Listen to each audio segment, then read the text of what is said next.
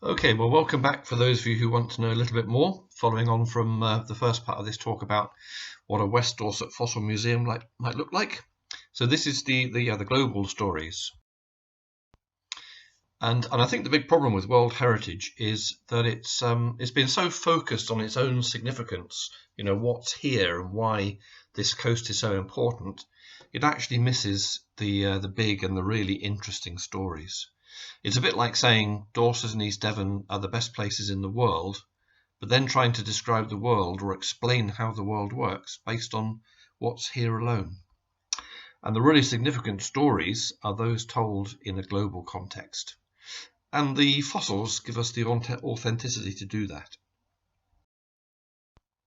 So this is a very typical way that you would have the Jurassic coast explained to you. The oldest rocks, the Triassic rocks in the west, and progressively younger rocks through the Jurassic forming the Dorset coast, with the youngest, the Cretaceous, at the eastern end. And that's because overall the rocks are tilted down towards the east. So as you walk along the coast, you quite literally walk through time, through the Triassic, the Jurassic, and the Cretaceous periods, 185 million years of the Earth's history. But there is another way to look at these rocks, and that is as a pile of sediments built one on top of the other. In fact, an incredible thickness, over the height of Everest, of sediments laid down one on top of the other. How on earth does that happen? And the only way it can happen is if the Earth's crust is subsiding. So in fact, sedimentary rocks are formed in what are called sedimentary basins around the world.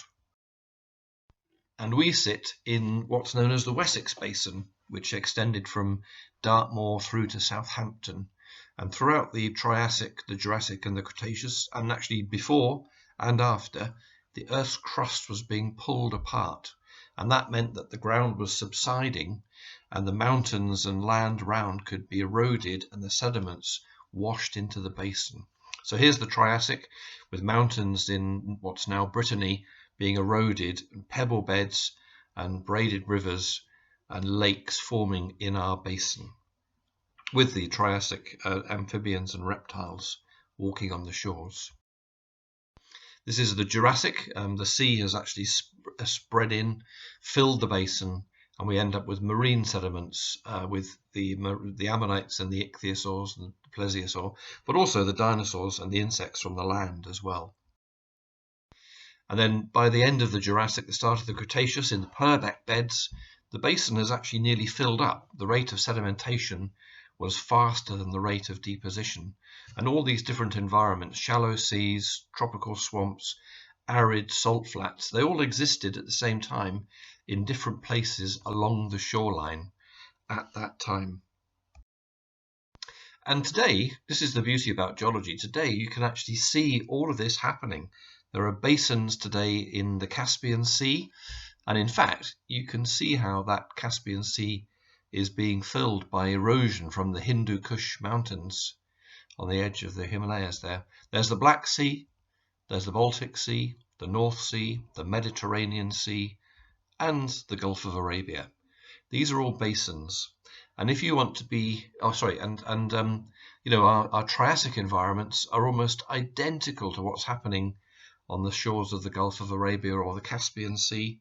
The Jurassic environment's identical to the Gulf of Arabia, the marine environment there.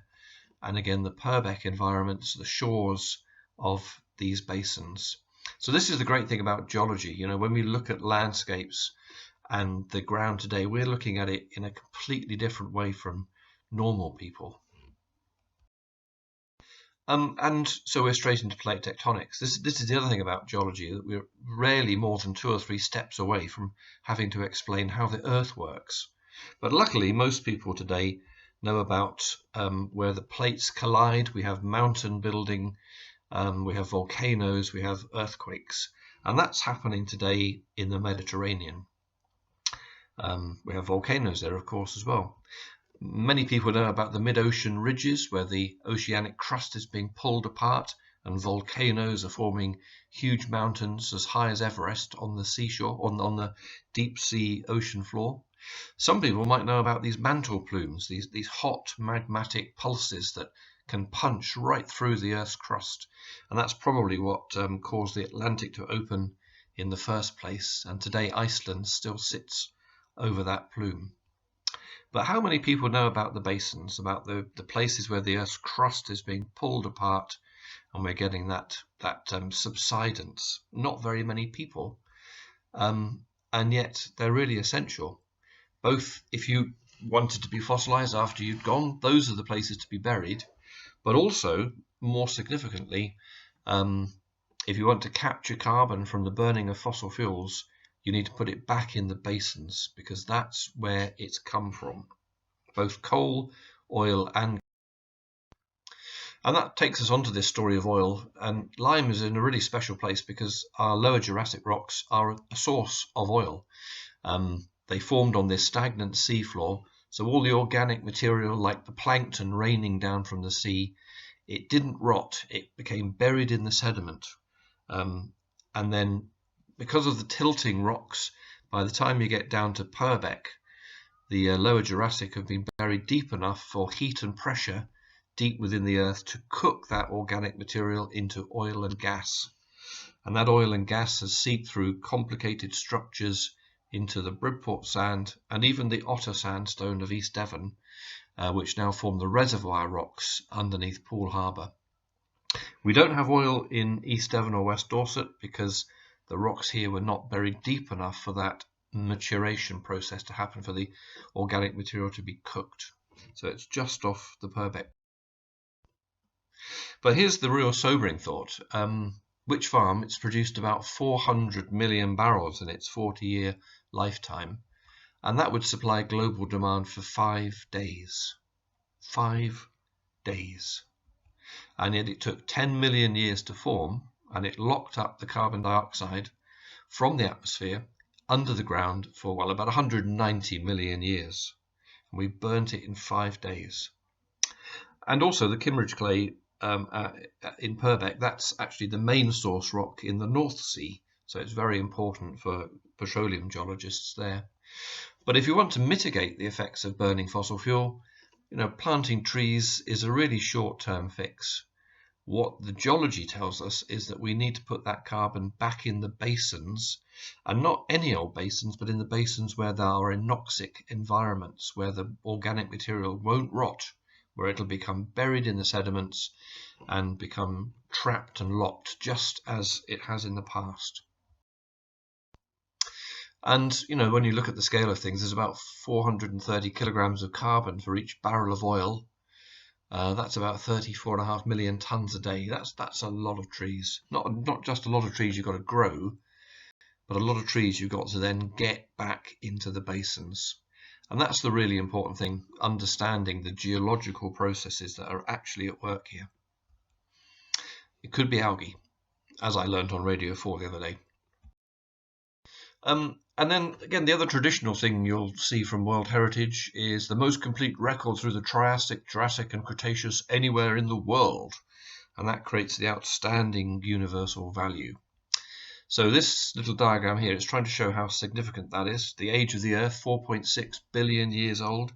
It's a little simple to say that nothing much happened for the first 4 billion years. It's only at the start of the Cambrian that life evolved into creatures with hard parts.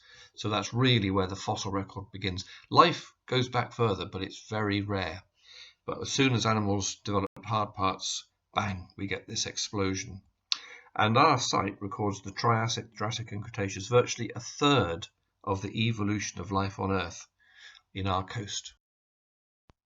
Another closer look, there it is, the Triassic, the Jurassic and the Cretaceous. But it's not any old time, it's actually pretty much the most exciting time you could possibly ask in the Earth's history. It's the age of the reptiles. In the Triassic we have the precursors to the dinosaurs, and also marine reptiles in the sea, but not here because we were on land. We have dinosaurs, the earliest dinosaurs and flying reptiles. We have fabulous marine reptiles, the explosion of those, and we end up with dinosaurs, mostly footprints, but still dinosaurs in the Cretaceous. I mean, you couldn't have a more rich resource to play with. But also intermixed with all of this are extinction events. And this is the point. We don't see the extinction events because our one, particularly the one between the end of the Triassic and the start of the Jurassic, that was the opening of the Atlantic. But what we see instead is the effect of that in terms of the diversity of life. So this is Pinhay Bay down at Lyme Regis, and we see at the very bottom of the blue lias, the oldest Jurassic rocks, a very limited fauna and limited size as well, and particularly a lack of trace fossils, those worms and shrimps that lived on the seafloor. And then up through the blue lias, we see this recovery, increase in size, increase in variety. So over about 5 million years, tells us extinctions can take millions of years to recover from. And what was happening was that we were sat in the middle of this vast continent, supercontinent called Pangaea, which is why in the Triassic we had desert rocks. But then Pangaea started to open. So Pangaea started to break open. If you look carefully, you can see how closely the continental shelf of Greenland and Norway match there. But the mantle plume broke the continent apart. The Atlantic Ocean started to form. The mid-ocean ridges formed. And there's Iceland sat right on top of this. And so what's going on? The continents are rifting. That's very like the Great Rift Valley in Kenya today. It's rifting. Then the sea starts to flood in.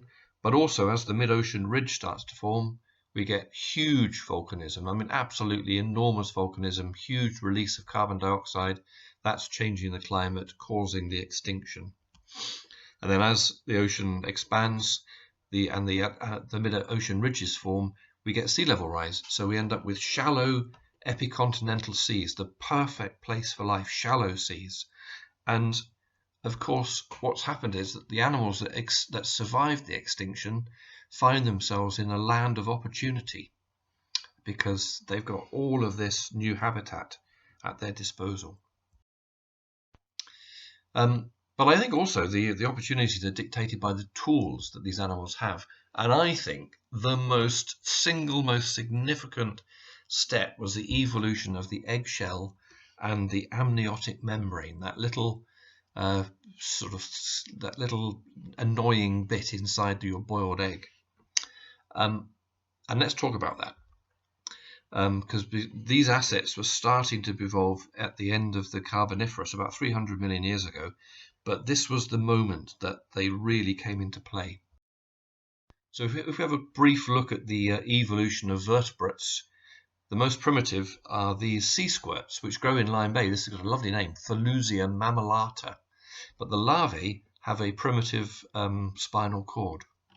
And it's not a big step to then see a tadpole-like fish in the Cambrian, and that then evolving into a much more recognized fish in the Devonian, which is known as the age of the fishes. And then by the Permian, those fishes started to crawl on the land and become amphibians.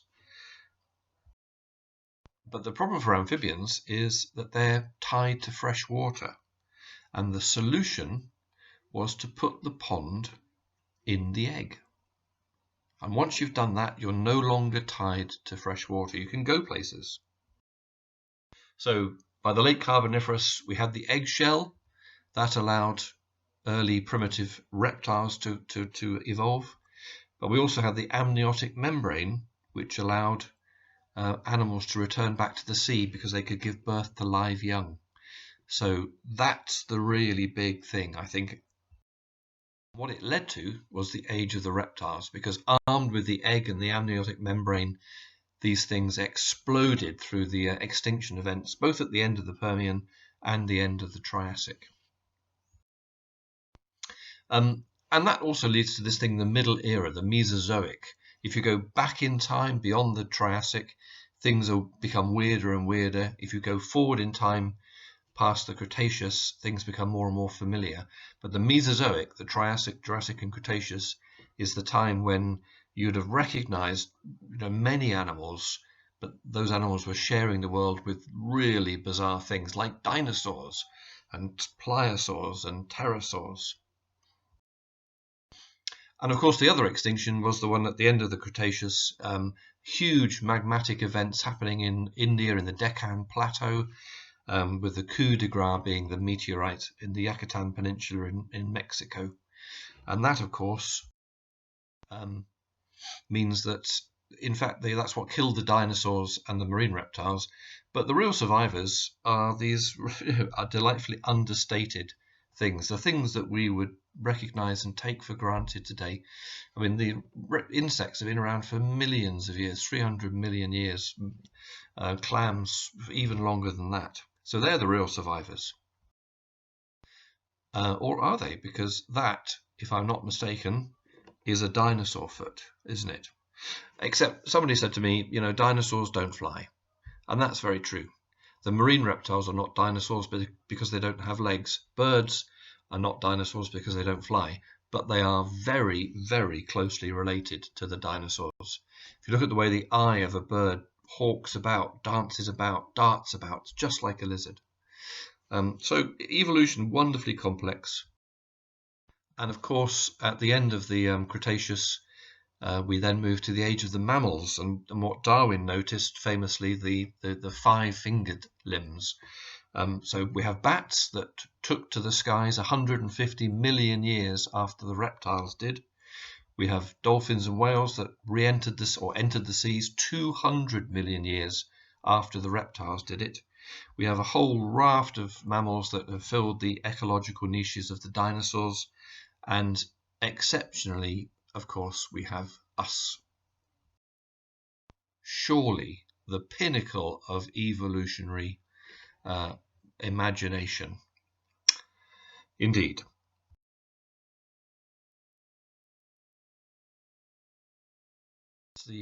That's the end of that little bit there. So a really big story, and I think that's something that should be in this exhibit. Thank you very much. That's it.